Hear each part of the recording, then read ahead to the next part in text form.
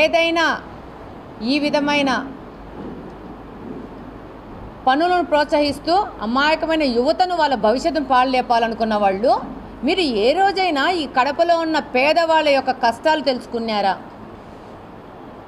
ఏ రోజైనా ఈ యువకులకి ఉపాధి అవకాశాల కోసము ఏమి చెయ్యాలా, వీళ్ళ చదువులేంటి, వీళ్ళ భవిష్యత్ ఏంటి, ఈ యువకులకు డిగ్రీలు వచ్చినాయా, చదువుకున్నారా, రేపు వీళ్ళు ఆర్థికంగా నిలబడాలంటే వీళ్ళకి ఏం చేయాలని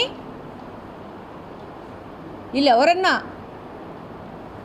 ఆలోచించినారా? యువకులు వ్యసనాల బారిన పడి గాంజా మత్తు ఇంజెక్షన్లు తీసుకుంటూ పాడైపోతుంటే వాళ్ళ కోసం ఉద్యమాలు చేయాలి.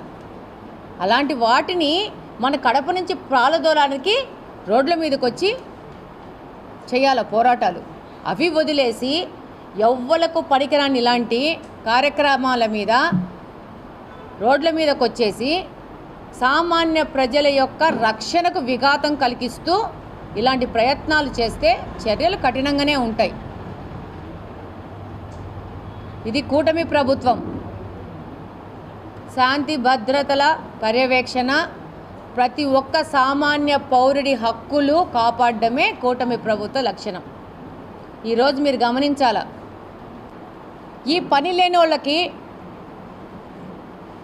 కాఫీ బంకుల్లో టీ బంకుల్లో కూర్చొని పొద్దున్న లేచినాళ్ళ నుంచి దుష్ప్రచారాలు అబద్ధాలు ప్రచారం చేసుకునే వాళ్ళకి పని పాట లేకోకుండా కడప పరువును బజారుకి ఇడుస్తూ ఉంటారు. దీని మీద కఠినంగా కూటమి ప్రభుత్వం పనిచేస్తుంది. మేము కూడా పని చేస్తాము.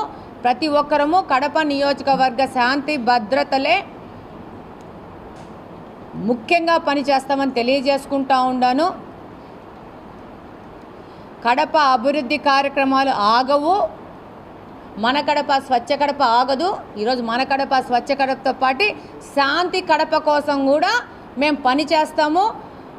శాంతి కడప కోసం కూడా అంతే ఎత్తున ప్రజలందరినీ సమాయత్తం చేస్తానని తెలియజేసుకుంటా ఉన్నాను.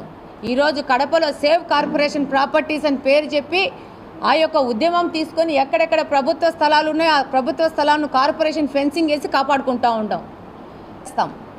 భవిష్యత్తులో కూడా ఇలాంటి ఏటికి చెదరము బెదరము భయపడేది లేదు.